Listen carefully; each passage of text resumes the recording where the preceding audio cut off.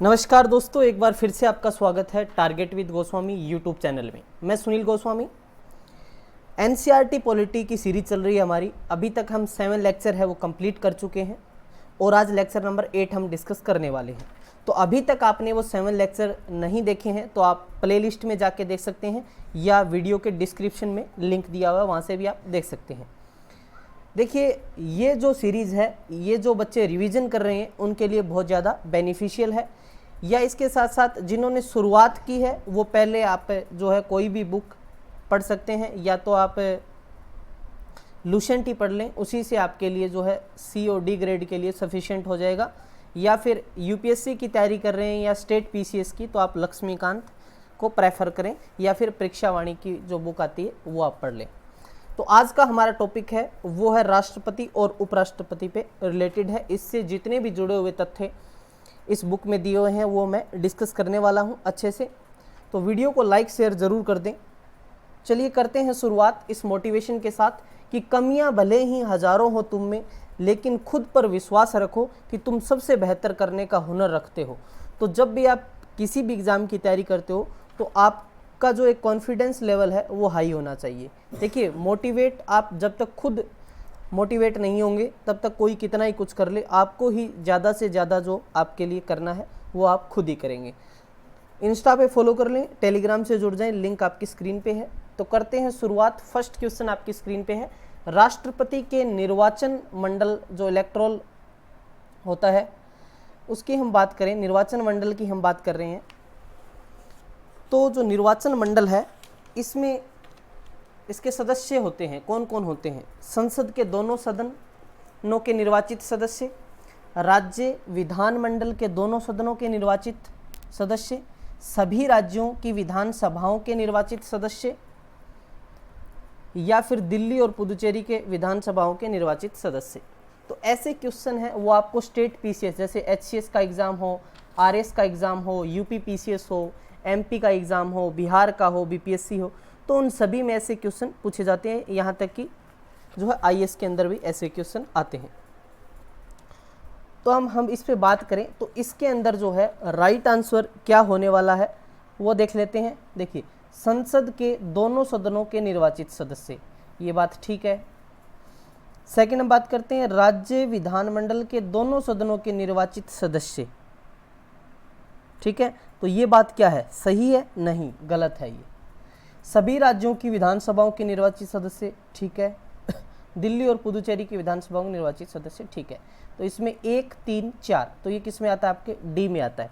तो डी क्या होगा? आपका राइट आंसर होगा, ठीक है। चलिए, संविधान के आर्टिकल कौन से 54, जो आर्टिकल 54 के अनुसार जो है राष्ट्रपति का निर्वाचन जो होगा वो किसके द्वारा किया जाएगा? कैसे होंगे? संसद के दोनों सदनों के निर्वाचित जो इलेक्टेड मेंबर होते हैं वो, राज्य की विधानसभाएं जो लेजिस्लेटिव असेंबलीज होती हैं उनके निर्वाचित सदस्य, तथा दिल्ली और जो पुदुचेरी विधानसभा हैं दिन में उनके निर्वाचित सदस्य, ठीक है। तो इन दिल्ली और पुदुचेरी को कब जोड़ा गया था ये भी आपसे पूछा जा सकता है। तो ये 17वां संविधान संशोधन, ठीक है, कॉन्स्टिट्यूशन अमेंडमेंट के द्वारा 1992 में जोड़ा, सम्मिलित किया गया था इसको, ठीक है, 1992 में। पहले क्या होता था? संसद के दोनों सदन निर्वाचित और इसके साथ साथ राज्यों की विधानसभाओं के, लेकिन दिल्ली और पुदुचेरी दो जो हमारे यूटी हैं, अभी 28 स्टेट और 8 यूटी हैं, ठीक है। चलिए, आशा करता हूँ आपको ये अच्छे से समझ आ गया होगा यहाँ तक, ठीक है। राष्ट्रपति के बारे में तमाम चीज़ें हम डिस्कस करेंगे, जितने भी इंपॉर्टेंट क्वेश्चन हैं। आप सब जानते हैं कि भारत में संघीय कार्यपालिका प्रधान जो कौन होता है वो राष्ट्रपति होता है, ठीक है। चलिए आगे देखते हैं। भारतीय राष्ट्रपति के विषय में निम्नलिखित कथनों पर विचार कीजिए। वह भारत का नागरिक हो, 35 वर्ष की आयु पूरी कर चुका हो, वह संसद का सदस्य निर्वाचित होने की योग्यता रखता हो।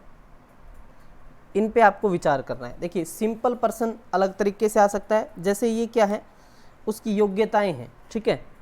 क्वालिफिकेशन क्या होनी चाहिए, मान के चलो आप कोई फॉर्म भरते हैं, जैसे ही प्रेसिडेंट के लिए क्या रूल है वो आप देख रहे हैं इस क्वेश्चन के अंदर, ठीक है। तो इसके अंदर जो है वह भारत का नागरिक हो, ये तो सीधी सी बात है कि वो भारत का नागरिक होना चाहिए। दूसरी बात, वह 35 वर्ष की आयु पूरी कर चुका हो, ये भी ठीक है, क्योंकि 35 वर्ष से कम उम्र के व्यक्ति को तो राष्ट्रपति बनाते ही नहीं है। ठीक है, समझ गए। और क्या योग्यताएं हो, एक तो वह भारत का नागरिक हो, दूसरी योग्यता है 35 वर्ष की आयु पूरी कर चुका हो। तीसरी बात यहाँ पर जो दी हुई है, वह संसद का सदस्य निर्वाचित होने की योग्यता रखता हो। तो ये क्या है, इसमें ये नहीं आएगा, सिर्फ 1 और 2, सिर्फ 1 और 2 इसमें जो है राइट मानेंगे। अब थोड़ी सी इस क्वेश्चन पे हम बात करें। देखिए, संविधान का जो आर्टिकल है 58, आर्टिकल जो 58 है, क्योंकि पर्सन ऐसा भी सिंपल सा क्वेश्चन कैसे बन सकता है कि संविधान के किस अनुच्छेद के तहत राष्ट्रपति पद की योग्यताएं विहित की गई हैं, तो आप बताओगे आर्टिकल 58 के तहत। क्या बताओगे फिर, आर्टिकल 58 के तहत उसकी योग्यताएं निर्धारित की गई हैं। समझ आ गया। राष्ट्रपति तभी निर्वाचित होगा जब वह भारत का नागरिक हो, 35 वर्ष की आयु पूरी कर चुका हो और लोकसभा का सदस्य निर्वाचित होने की योग्यता रखता हो। किसकी, लोकसभा का जो है सदस्य निर्वाचित होने की योग्यता रखता हो, ये उसमें जो है मेंशन किया गया है। एक चीज और ध्यान रखना है, ऐसा कोई व्यक्ति जो भारत सरकार, राज्य सरकार या किसी स्थानीय प्राधिकरण अधीन हो, तो उस जो लाभ का पद धारण करता हो राष्ट्रपति के योग्य नहीं होगा। ठीक है, चलिए। और राष्ट्रपति पद के लिए उम्मीदवार का नाम कम से कम 50 मतदाताओं द्वारा, कितने, 50 मतदाताओं के द्वारा जो है इसके अंदर हम बात करें प्रस्तावित हो, और 50 मतदाताओं द्वारा अनुमोदित होना चाहिए। 50-50, ये पहले 10-10 होता था, पहले कितना होता था, 10-10 होता था, लेकिन अब इसके अंदर जो है 1997 में ये चेंज कर दिया और अब 50-50 होता है इसमें। और राष्ट्रपति की जो जमानत राशि है, जमानत राशि आप देखा होंगे, सरपंच के लिए भी एक जमानत राशि डिसाइड होती है जो जमा करवाई जाती है, तो जमानत राशि इसमें होती है 15,000 रुपये। ठीक है, आपकी जमानत जब्त हो जाए तो ये नहीं मिलती, आपको पता होगा आपको। ठीक है, 1/6 भाग जो वोटिंग होती है वो ना मिले तो जमानत की जो राशि है वो क्या हो जाती है, जब्त हो जाती है। ठीक है, पहले 2500 रुपये होते थे, लेकिन इसको बढ़ा के फिर कितना कर दिया, 15,000 रुपये कर दिया गया है। ठीक है, 15,000 रुपये। चलिए, अगला क्वेश्चन है, भारत का राष्ट्रपति अपना त्यागपत्र किसको संबोधित कर देगा। सिंपल प्रश्न है, एसएससी में, सीएचएसएल में, इन वगैरह छोटे मोटे एग्जाम होते हैं, इनके अंदर जो है बहुत ज़्यादा पूछा जाता है। सीजीएल तक में भी इसमें जो है क्वेश्चन ऐसा आता है। ठीक है, लोकसभा अध्यक्ष को, उपराष्ट्रपति को, प्रधानमंत्री को और भारत के मुख्य न्यायाधीश को। तो ये किसको संबोधित जो है अपना त्यागपत्र किसको देता है, तो आप सब जानते हैं कि उपराष्ट्रपति को देता है। अभी राष्ट्रपति जैसे कौन है, रामनाथ कोविंद है। ठीक है, अब रामनाथ कोविंद यदि अपना त्यागपत्र देना चाहे तो वो किसको देगा, तो वो उपराष्ट्रपति को देगा, एम वेंकैया नायडू को देगा। ठीक है, क्लियर है, समझ आ गया। देखिए, आर्टिकल 56 अनुच्छेद 56, आर्टिकल 56 के अनुसार क्या है, राष्ट्रपति उपराष्ट्रपति को संबोधित करेगा अपने हस्ताक्षर सहित। ठीक है, और वो लिखेगा जो है अपने पद का त्यागपत्र उसको देगा। उपराष्ट्रपति उसकी सूचना किसको देगा, सूचना किसको देगा, वो देगा लोकसभा अध्यक्ष को, स्पीकर ऑफ द हाउस होता है ना, उसको देगा। और संविधान के अनुच्छेद 56 के अनुसार राष्ट्रपति अपने पद ग्रहण की तारीख से 5 वर्ष की अवधि तक अपना पद धारण करता है। कितने साल तक, 5 वर्ष तक। ठीक है, 5 वर्ष तक, समझ आ गया। चलिए, भारत के निम्नलिखित राष्ट्रपतियों में से कौन ट्रेड यूनियन आंदोलन से संबंधित रहे हैं। V V Giri, doctor Fakhruddin Ali Ahmed, doctor Zakir Hussain, doctor KR Narayanan. तो राइट होगा आपका वीवी गिरी। ठीक है, वीवी गिरी। देखिए, वीवी गिरी भारत के चौथे राष्ट्रपति थे। कौन से राष्ट्रपति थे, कौन से नंबर के, ऐसा भी पूछ ले, चौथे नंबर के जो हैं वो राष्ट्रपति थे वीवी गिरी। ठीक है, इनका जो कार्यकाल है वो 1969 से लेके 1969 से लेके 1974 तक इनका कार्यकाल रहा था। और अखिल भारतीय जो ट्रेड यूनियन है, all India trade union Congress के 2 बार अध्यक्ष रहे थे ये। कितनी बार अध्यक्ष रहे थे? 2 टाइम्स, ठीक है। और डॉक्टर जो जाकिर हुसैन की हम बात करें, डॉक्टर जाकिर हुसैन तथा डॉक्टर फखरुद्दीन अली अहमद का निधन है उनका, इन दोनों व्यक्तियों का, एक तो डॉक्टर जाकिर हुसैन और एक फखरुद्दीन अली अहमद, इनका जो डेथ है वो इनका जो टाइम पीरियड कार्यकाल था राष्ट्रपति का, उसी दौरान इनकी डेथ हो जाती है। तो ये प्रश्न भी काफ़ी बार पूछा जा चुका है, जैसे ये बहुत बार पूछ लेते हैं इस टाइप का क्वेश्चन। जैसे पहला राष्ट्रपति आपसे पूछ ले तो आप बता दोगे राजेंद्र प्रसाद है, ठीक है। फर्स्ट पूछे तो आप क्या बताओगे कि जी राजेंद्र प्रसाद है। इसी के साथ साथ वो पूछ ले, एक और भी क्वेश्चन पूछ सकता है कि जो भारत के प्रथम कार्यवाहक राष्ट्रपति कौन रहे, कार्यवाहक पूछे आपसे, ठीक है, तो वो वीवी गिरी का नाम आप दे दोगे। इसके साथ साथ एक दो चीज़, जैसे ये पूछ लेगा कार्यकाल के दौरान मृत्यु किसकी हुई, तो डॉक्टर जाकिर हुसैन की हुई, ठीक है। या फिर एक और क्या हो गया, फखरुद्दीन अली अहमद की हुई। पहली महिला राष्ट्रपति पूछेगा तो प्रतिभा पाटिल का नाम ले हो गया। प्रथम दलित का पूछेगा तो आप बताओगे KR नारायणन, ठीक है। ये है पहले दलित, ठीक है, पहले दलित राष्ट्रपति। तो ऐसे बहुत सारे क्वेश्चन, जैसे मिसाइल वैज्ञानिक APJ अब्दुल कलाम बने राष्ट्रपति, तो अलग अलग क्वेश्चन आपसे पूछे जाएंगे। भारत का संवैधानिक अध्यक्ष कौन होता है, बहुत इंपॉर्टेंट क्वेश्चन है। भारत का जो संवैधानिक अध्यक्ष है वो कौन है? राष्ट्रपति, प्रधानमंत्री, भारत का मुख्य न्यायाधीश, महान्यायवादी। तो कौन होगा? राष्ट्रपति होगा, प्रेसिडेंट होगा, ठीक है। संवैधानिक अध्यक्ष यही होता है। देखिए, भारत सरकार का जो संवैधानिक अध्यक्ष है वो राष्ट्रपति होता है। संविधान के आर्टिकल 53, आर्टिकल 53 जो है उसके अनुसार क्या है, संघ की कार्यपालिका शक्ति जो एग्जीक्यूटिव पावर है राष्ट्रपति के पास होती है, और इसके प्रयोग संविधान के अनुसार समय या अपने अधीनस्थ जो सबऑर्डिनेट होता है उसके अधिकारियों के द्वारा करेगा, वो कार्य करेगा, ठीक है। और 53 के अनुसार ही राष्ट्रपति संघ के सशस्त्र बलों का सर्वोच्च कमांडर होता है। जैसे हमारी आर्मी है, हमारी नेवी है, ठीक है, जल सेना, वायुसेना, एयरफोर्स है हमारी।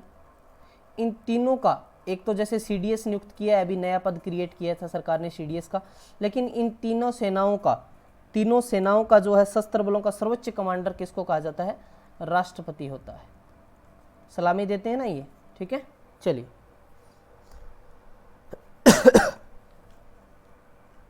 क्लियर हो गया यहाँ तक। चलिए अगला क्वेश्चन देखते हैं हम।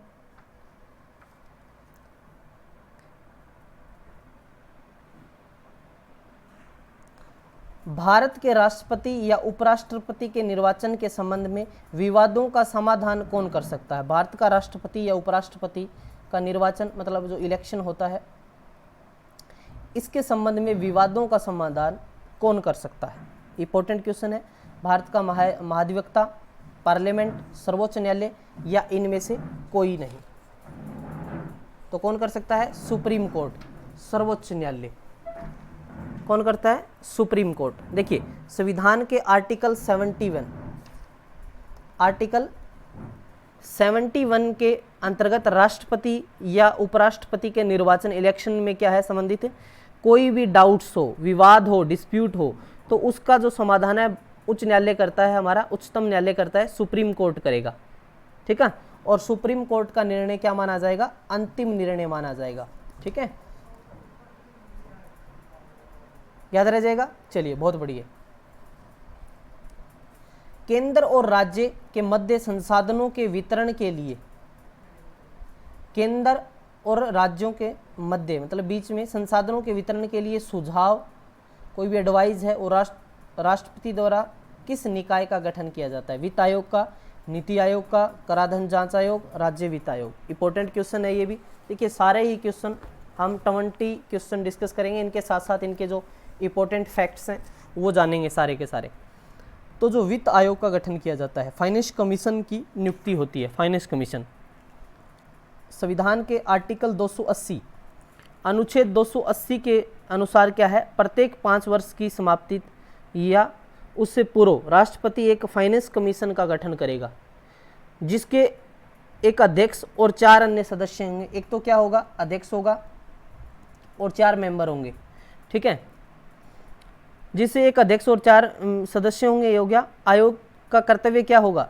संघ और राज्य के मध्य जो है जो कर होते हैं, टैक्स होते हैं, उनको जो है नेट प्रोसीड ऑफ टैक्सीज, करों के शुद्ध आगमों के वितरण तथा भारत का संचित कोष है उससे राज्यों को सहायता अनुदान। जैसे आपने देखा होगा केंद्र ने स्टेट को इतने करोड़ रुपए दिए, ये इस चीज़ के लिए, इस योजना के लिए दिए हैं, ये चीज़ के लिए दिए हैं।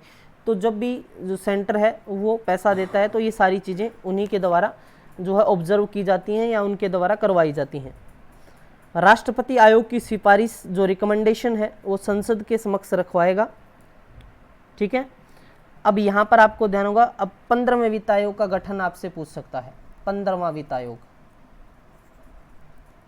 फाइनेंस कमीशन, इसका गठन है 2017 में हुआ था, 27 नवंबर 2017 को। एन.के. सिंह इसके अध्यक्ष हैं, बहुत इंपॉर्टेंट है, एन.के. सिंह। 15वें वित्त आयोग के अध्यक्ष आपसे पूछ ले तो एन.के. सिंह आपको ध्यान रखना है, उसकी अध्यक्षता के अंदर ही इस आयोग का गठन हुआ है। ठीक है, कब हुआ? 27 नवंबर 2017 को, 27 नवंबर 2017 को। चलिए, आर्टिकल आपको ध्यान रखना है, 280 जो आर्टिकल है ये आपको ध्यान रखना है, समझ गए?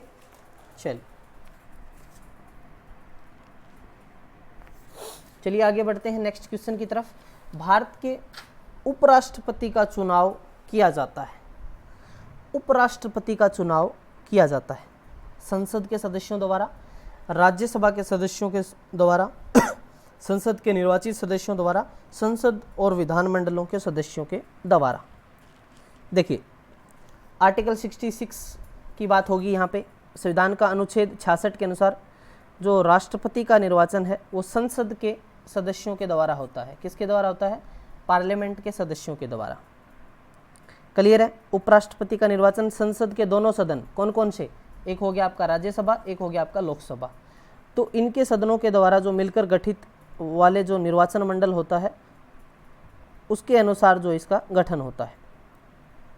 समझ आ गया? तो राइट आंसर क्या होगा?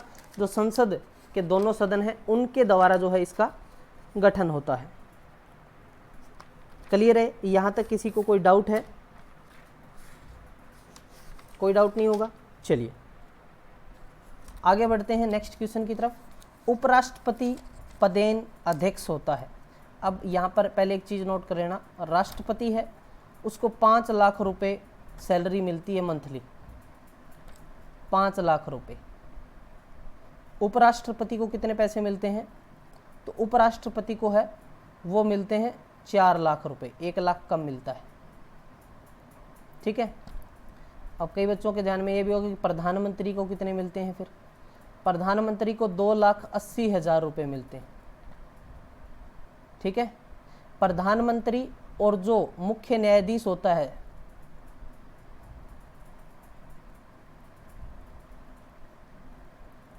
उसको दोनों को जो है कितने 2,80,000 मिलते हैं।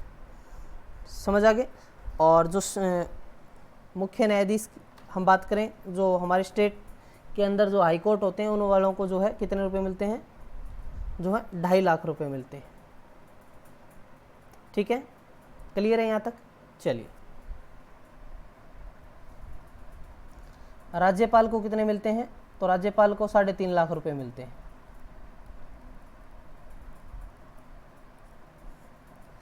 चलिए, उपराष्ट्रपति पदेन अध्यक्ष होता है राज्यसभा का, लोकसभा का, योजना आयोग का, राष्ट्रीय। तो आप सब जानते हैं राष्ट्रपति किसका होता है? जो उपराष्ट्रपति है वो राज्यसभा का पदेन अध्यक्ष होता है, लोकसभा का लोकसभा स्पीकर होता है, आप सबको पता ही है। ठीक है, योजना आयोग की जगह नीति आयोग आ गया, तो नीति आयोग का अध्यक्ष कौन होता है? प्रधानमंत्री होता है। सीधी स्पष्ट बात है ये तो। ठीक है, चलिए, तो संविधान का आर्टिकल 89, कौन सा आर्टिकल? 89 के तहत क्या होता है? भारत का उपराष्ट्रपति है वो राज्यसभा का क्या होगा? पदेन अध्यक्ष होगा। समझ आ गया? और भारत में उपराष्ट्रपति का जो पद है वो अमेरिका के संविधान से लिया गया है। किसके संविधान से लिया गया है? अमेरिका के संविधान से। ये बात भी आपको ध्यान रखनी है। ठीक है, चलिए अगला क्वेश्चन देख लेते हैं हम। राष्ट्रपति द्वारा लोकसभा के लिए एंग्लो इंडियन, अब देखो, समुदाय के कितने सदस्यों को मनोनीत किया जाता है? अब ये क्वेश्चन बड़ा ही ध्यान से आपको देखना है। लोकसभा एक तो आपको पता होगा निम्न सदन होता है, लेकिन वैल्यू इसकी ज़्यादा होती है, ठीक है, लोकसभा की। अब एंग्लो इंडियन, ये जो इसमें सिर्फ 2 बंदे एंग्लो इंडियन लोकसभा में चुने जाते हैं। अब ये सरकार ने ये प्रावधान हटा दिया कि अब भाई कोई एंग्लो इंडियन नहीं चुनेंगे हम, ठीक है, अभी कोई एंग्लो इंडियन नहीं चुना जाएगा। समझ आ गया? देखिए आर्टिकल 331 है संविधान का, आर्टिकल 331, यदि राष्ट्रपति की राय में लोकसभा के एंग्लो भारतीय समुदाय प्रतिनिधित्व नहीं है तो राष्ट्रपति लोकसभा के उस समुदाय के 2 सदस्यों को मनोनीत कर सकता है। अभी ये प्रावधान हटा दिया गया है, लेकिन क्वेश्चन पूछा जाए, ऐसा क्वेश्चन आ भी जाए तो आपको याद रखना है कि 2 सदस्य, ठीक है। जैसे कोई भी यूरोप का एक नागरिक मतलब हो गया, ठीक है, इंग्लैंड का, और एक भारतीय कोई भी महिला है, तो उनका जो बच्चा होगा उसको हम क्या कहेंगे? एंग्लो इंडियन कहेंगे, ठीक है। मतलब एक भारत का और एक विदेशी, उनकी जो संतान होगी उनको क्या कहते हैं? एंग्लो इंडियन कहते हैं। भारत के महान्यायवादी की नियुक्ति कौन करता है? महान्यायवादी, ठीक है। अटॉर्नी जनरल होता है ये महान्यायवादी, ठीक है। तो इसका भारत का मुख्यमंत्री, भारत का राष्ट्रपति, संघ का विधि मंत्री या भारत का प्रधानमंत्री, तो भारत का राष्ट्रपति है वो महान्यायवादी की नियुक्ति करता है, ठीक है। संविधान का जो आर्टिकल है 76 के अनुसार राष्ट्रपति उच्चतम मतलब सुप्रीम जो कोर्ट होता है हमारा, उसके न्यायाधीश नियुक्त होने की योग्यता, जो सुप्रीम कोर्ट का जो न्यायाधीश होता है उसकी योग्यता रखने वाले किसी भी व्यक्ति को भारत का महान्यायवादी नियुक्त कर सकता है, ठीक है। कंडीशन क्या होगी? सुप्रीम कोर्ट का जस्टिस बनने की उसमें योग्यता हो तो वो भारत का क्या बन सकता है? महान्यायवादी बन सकता है, अटॉर्नी जनरल बन सकता है, ठीक है। महान्यायवादी को भारत के राज्य क्षेत्र के सभी न्यायालयों में सुनवाई का अधिकार होता है। किसी भी स्टेट के जो हाई कोर्ट होते हैं, जैसे हमारा चंडीगढ़ के अंदर है, तो कोई जो महान्यायवादी है वो आके यहाँ सुनवाई कर सकता है। ये भारत सरकार का प्रथम विधि अधिकारी, फर्स्ट लॉ ऑफिसर होता है, और इसके वेतन एवं भत्ता आदि का निर्धारण भी राष्ट्रपति के द्वारा ही होता है। कितनी इसको सैलरी दी जाएगी, ये सारा का सारा जो कौन करता है? भारत का राष्ट्रपति करता है। अगले क्वेश्चन की तरफ बढ़ते हैं। क्वेश्चन नंबर ये हमारा 12 होगी। भारत के राष्ट्रपति पर महाभियोग चलाया जा सकता है विशेष रूप से गठित अधिकरण द्वारा, उच्चतम न्यायालय द्वारा, केंद्रीय मंत्रिमंडल द्वारा या फिर पार्लियामेंट के द्वारा। तो कौन चलाएगा? संसद के द्वारा इसमें चलाया जाता है। देखिए आर्टिकल 61 अनुच्छेद 61 के अनुसार संविधान के अतिक्रमण, संविधान के अतिक्रमण मतलब वायोलेशन ऑफ द कॉन्स्टिट्यूशन के आधार पर क्या होता है कि महाभियोग चलाया जाता है। इम्पीचमेंट बोलते हैं इसको, चलाकर राष्ट्रपति को उसके पद से हटाया जा सकता है, ऐसा प्रावधान है। महाभियोग का जो प्रस्ताव है, प्रपोजल है, संसद के किसी भी सदन में जो है पेश किया जा सकता है, लोकसभा में भी ये और राज्यसभा में भी, कौन से ही सदन के अंदर इसको पेश किया जा सकता है। परंतु ऐसा प्रस्ताव लाने से पहले कम से कम 14 दिन पहले, 14 डेज पहले क्या है? सूचित करना होता है, सूचना देनी होती है, ठीक है। लिखित के अंदर राष्ट्रपति को सूचना देनी आवश्यक होती है। महाभियोग के लिए एक जो रिजोल्यूशन है प्रस्तुत करना होगा, एक संकल्प प्रस्तुत करना होगा, जिस पर सदन की कुल सदस्यता जो संख्या के कम से कम 1/4 मतलब 1/4 सदस्यों के उसके ऊपर क्या हो? सिग्नेचर हो। समझ आ गया? और उससे सदन की कुल संख्या के कम से कम 2/3 बहुमत से पारित किया हो, 2/3 बहुमत से उसको क्या हो? पारित किया हो, तब जाके जो है ये महाभियोग साबित होता है और उसके द्वारा राष्ट्रपति को फिर हटाया जाता है। निम्नलिखित में से किसे भारत के राष्ट्रपति के रूप में निर्विरोध चुना गया? बहुत इंपॉर्टेंट क्वेश्चन है, बार बार रिपीटेड क्वेश्चन है। तो Rajendra Prasad, doctor S Radhakrishnan, doctor N Sanjiva Reddy या डॉक्टर शंकर दयाल शर्मा। तो बहुत ही अच्छा क्वेश्चन है, और हम बात करें इसकी तो इस क्वेश्चन का जो राइट आंसर आप सब जानते ही हैं, इसको डॉक्टर संजीव रेड्डी हैं, उनको जो है निर्विरोध चुना गया था, ठीक है। और इनका कार्यकाल की हम बात करें तो 1977 से 82 तक था, ठीक है। ये भारत के कौन से नंबर के राष्ट्रपति थे आपसे पूछ ले तो ये छठे नंबर के थे। कौन से नंबर के राष्ट्रपति हुए? छठे नंबर के। नीलम, देखिए एन मतलब नीलम संजीव रेड्डी इनका पूरा नाम था। निम्न में से भारत के वह राष्ट्रपति कौन थे जो 2 बार राष्ट्रपति के पद पे रहे? इंपॉर्टेंट है। S Radhakrishnan, K R Narayanan, Neelam Sanjiva Reddy, Rajendra Prasad. Important है क्वेश्चन, ठीक है। तो हम बात करें इसमें जो राजेंद्र प्रसाद है, राजेंद्र प्रसाद हैं वो जो है भारत के क्या थे? एक तो ये प्रथम राष्ट्रपति थे और इनको 1952 से 1957 2 बार की बात हो रही है, तो 1952 से 57 और 57 से 62 ये 2 बार क्या किए गए? निर्वाचित किए गए। समझ आ गया, ठीक है। 2 बार जो है भारत के ये क्या बने हैं? राजेंद्र प्रसाद 2 बार चुने गए हैं। अब कौन है? रामनाथ कोविंद है, ठीक है।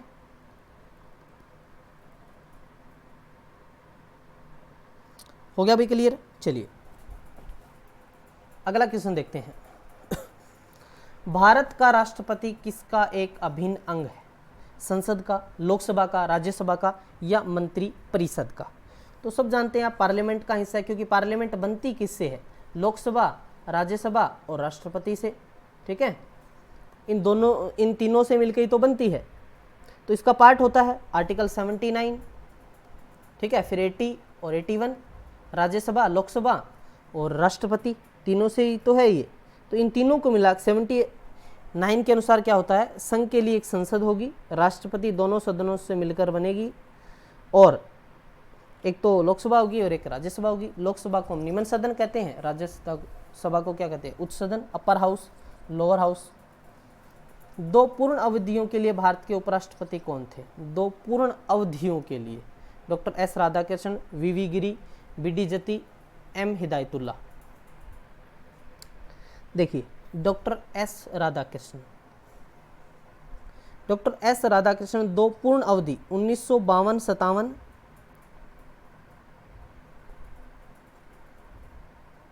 देखिए 1952 यहाँ उपराष्ट्रपति की बात हो रही है, राष्ट्रपति की बात हमने की थी तो उसमें राजेंद्र प्रसाद का नाम आया था, ठीक है।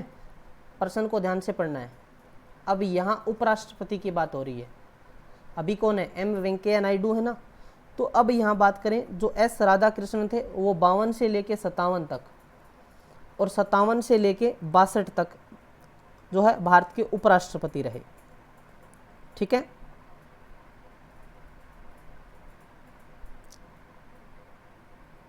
क्लियर है? समझ आ गया? और भारत के प्रथम उपराष्ट्रपति बने वर्ष 1954 में। इनको जो है क्या दिया गया था? भारत रत्न भी दिया गया था। ये भी आप नोट कर सकते हैं, क्या दिया गया? भारत रत्न, ठीक है भाई। चलिए, राष्ट्रपति द्वारा संसद के दोनों सदनों के लिए कुल कितने सदस्यों को मनोनीत किया जा सकता है? तो देखिए क्वेश्चन अभी थोड़ा ये कॉम्प्लिकेटेड हो गया है। क्यों? क्योंकि आप सब जानते हैं कि राज्यसभा के अंदर तो 12 और 2 लोकसभा में तो 14 हो गए, लेकिन अभी ये जो है हटा रखा है फिलहाल। तो वैसे तो 12 सदस्य होते हैं, लेकिन दोनों सदनों की बात हो रही है यहाँ पे, तो अभी फिलहाल हम इसका राइट आंसर क्या कर सकते हैं? 14 सदस्यों का, ठीक है। हालांकि 2 एंग्लो इंडियन जो किए जाते हैं उनको सरकार ने अभी फिलहाल इस पे जो है रोक लगा दी है। तो दोनों सदनों में समझ गए आप। हम बात करें 14 सदस्य टोटल होते हैं। संविधान का आर्टिकल 80 के अंतर्गत राज्यसभा के लिए 12 सदस्य, और वहीं पर हम बात करें वो 12 सदस्य कहाँ से होंगे? किसी साहित्य से, विज्ञान, कला, समाज सेवा के क्षेत्र से उनको, या विशेष ज्ञान का क्षेत्र हो उनसे उनको लिया जाता है। अनुच्छेद 331 के तहत राष्ट्रपति लोकसभा के 2 एंग्लो इंडियन, 331 बताया था ना मैंने, 2 एंग्लो इंडियन, लेकिन अभी ये प्रोसीजर सरकार ने बंद कर दिया एंग्लो इंडियन वाला। भारतीय संविधान के अनुसार केंद्रीय मंत्री किसकी इच्छा पर अपने पद पर बना रह सकता है? भारत के राष्ट्रपति, भारत के प्रधानमंत्री, संसद या सर्वोच्च न्यायालय? इच्छा की बात हो रही है यहाँ पे, तो राष्ट्रपति की इच्छा होगी, ठीक है, तो वो बना रहेगा। समझ आ गया। देखिए भारत के संविधान के आर्टिकल 75 के अनुसार क्या है, प्रधानमंत्री की नियुक्ति राष्ट्रपति करेगा और अन्य मंत्रियों की नियुक्ति भी राष्ट्रपति प्रधानमंत्री की सलाह पर करता है। जबकि अनुच्छेद 75 के अनुसार संघ के मंत्री राष्ट्रपति के जो है हम बात करें प्लेजर अपना पद पर धारण करते हैं और राष्ट्रपति तब चाहे कोई भी केंद्रीय मंत्री अपने पद पर बना रह सकता है।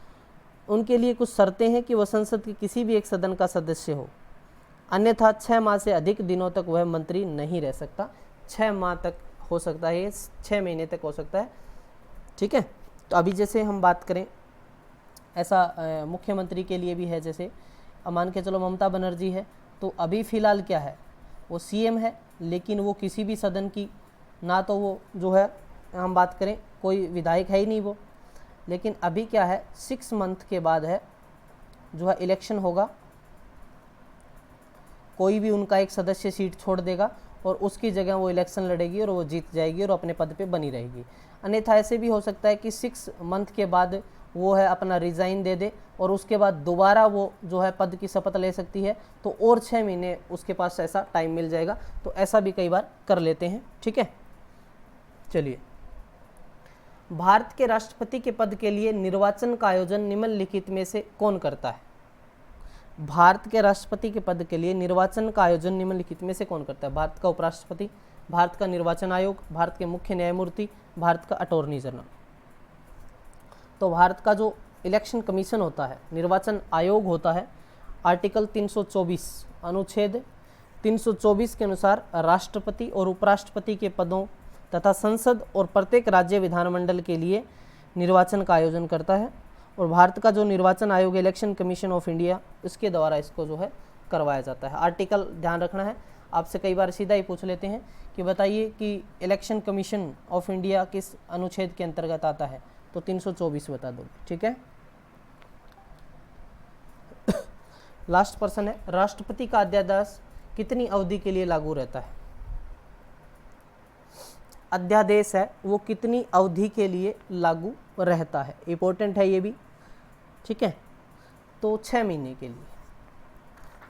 देखिए हम बात करते हैं अनुच्छेद 123 1 2 3 123 के अनुसार राष्ट्रपति जो है एक ऑर्डिनेंस जारी करने की शक्ति दी गई है। राष्ट्रपति इस शक्ति का प्रयोग उस समय करता है जब संसद का कोई एक सदन तथा दोनों सदन स्तर में न हो। यदि राष्ट्रपति को ऐसा विश्वास हो जाता है कि ऐसी परिस्थितियां विधान में हैं जिनमें तुरंत कार्रवाई करना आवश्यक होगा, तो राष्ट्रपति अध्यादेश जो है एक ऑर्डिनेंस जारी करता है और राष्ट्रपति जारी अध्यादेश में 6 माह के लिए लागू होता है। परंतु संसद का स्तर प्रारंभ होने के 6 सप्ताह के अंदर यदि अध्यादेश को स्वीकार करने वाला प्रस्ताव पारित हो जाता है तो यह अधिनियम बन जाता है, ये कानून बन जाता है, ठीक है। समझ आ गया, क्लियर है यहाँ तक? कुछ चीज़ें और मैं आपको बता देता हूँ इनसे जो रिलेटेड होती हैं, ठीक है। अब देखो भारत, कुछ चीज़ें समझने वाली है यहाँ। भारत द्वारा विदेशों में किए जाने वाली संधि होती है, एग्रीमेंट होते हैं, वो किस नाम से होते हैं? तो वो राष्ट्रपति के नाम से होते हैं। इस बात को ध्यान रखना है आपको, ठीक है। समझ आ गया? चलिए 1-2 क्वेश्चन और हम बात कर लेते हैं। वह कौन सा विधेयक है जो राष्ट्रपति ज्ञानी जेल सिंह तथा प्रधानमंत्री राजीव गांधी की मतभेद की बलि चढ़ गया? तो वो था भारतीय डाक संशोधन विधेयक 1986 वाला। तो ये भी इंपॉर्टेंट क्वेश्चन है, पूछा जा सकता है, इनके बीच में जो डिस्प्यूट था इस वजह से। समझ आ गया, क्लियर है? और यहाँ हम बात करें जो है राष्ट्रपति शासन के बारे में भी आपको अवगत होगा, आप जानते होंगे। जैसे आर्टिकल 352 है जिसमें क्या होता है, राष्ट्रीय आपातकाल, नेशनल इमरजेंसी होती है 352 में, युद्ध, भय, आक्रमण, सशस्त्र विद्रोह। तो इसके क्या है, संविधान का संशोधन हुआ था, 44वां संविधान संशोधन। तो भारत उसके किसी भी प्रकार की सुरक्षा का संकट हो तो वह राष्ट्रीय आपातकाल की घोषणा कर सकता है, ठीक है। जैसे 1962 में भारत चीन का आक्रमण हुआ, 3 बार लगाया ना, 1971 में, 75 में, राष्ट्रपति वाला। अब एक होता है आर्टिकल 356, तो उसमें क्या होता है 356 में, एक तो 52 हो गया, 356 में क्या होता है कि 356 के यदि किसी राज्यपाल के प्रतिवेदन मिलने पर राष्ट्रपति का समाधान, मतलब कोई राज्य के अंदर मान के चलो सरकार अल्पमत में है, सरकार गिर जाती है, तो राज्यपाल जो है राष्ट्रपति के से परामर्श करके ये कर सकता है। ठीक है, 6 माह के लिए, और उसके बाद जो है इलेक्शन करवाए जाते हैं। एक बार 6 महीने के लिए ऐसा करवाया जाता है, लेकिन आगे डिले भी इसको किया जा सकता है। ठीक है, 3 वर्ष तक अधिक समय तक जारी नहीं रह सकता, ऐसा प्रावधान है। फिर आर्टिकल 360 होता है जिसमें फाइनेंशियल इमरजेंसी होती है, वित्तीय आपातकाल, जो भारत में अभी तक नहीं लगा है वित्तीय आपातकाल की हम बात करें तो। ठीक है, चलिए, तो ये था इम्पोर्टेंट टॉपिक। मोस्टली जितने भी इम्पोर्टेंट क्वेश्चन आए हुए हैं इनसे जुड़े हुए क्वेश्चन आते हैं। डिटेल में आप जो है मैं बात करूं, मैंने आपको पहले भी बताया लक्ष्मीकांत, तो वो काफ़ी वाइड बुक है लक्ष्मीकांत, और यूपी पीसीएस, स्टेट पीसीएस के एग्ज़ाम जितने भी एचसीएस है, आईएएस को कवर करता है। और यदि आप थोड़ी अच्छे से पढ़ना चाहते हैं लेकिन आप इतना बड़ा लेवल पे नहीं जाना चाहते, तो आप जो है परीक्षा वाणी की बुक आती है पॉलिटी की इंपॉर्टेंट, वो पढ़ सकते हैं। ठीक है, चलिए,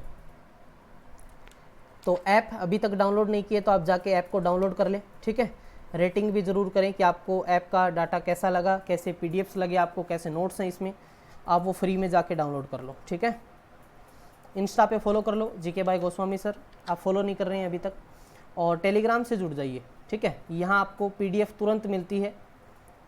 ये चैनल है गोस्वामी सर, या फिर स्पेशल पॉलिटी का है अलग से बात करो तो NCRT। ठीक है,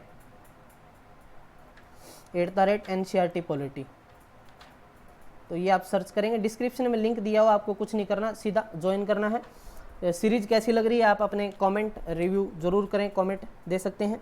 ठीक है, तो एक क्वेश्चन पूछता हूँ मैं आपसे, जिसका जवाब आप मुझे जो है कमेंट बॉक्स में देंगे।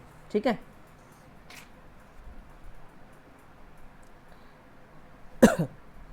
बड़ा ही इजी सा क्वेश्चन मैं आपसे पूछूंगा, ज़्यादा कोई कॉम्प्लिकेटेड नहीं पूछ रहा मैं। हाँ, आपको क्वेश्चन क्या बताना है, आपको क्वेश्चन बताना है भारत के चौथे राष्ट्रपति कौन थे। जो भी कमेंट करेगा नेक्स्ट वीडियो में उसके नाम अनाउंस करूंगा। भारत के चौथे राष्ट्रपति कौन थे, वीवी गिरी थे, डॉक्टर MS राधाकृष्णन थे, डॉक्टर जाकिर हुसैन, या फखरुद्दीन अली अहमद। तो कमेंट करके आप अपना आंसर ज़रूर बताएं। ठीक है, वीडियो को जितना हो सके शेयर किया करो आप। ठीक है, चलिए, थैंक यू।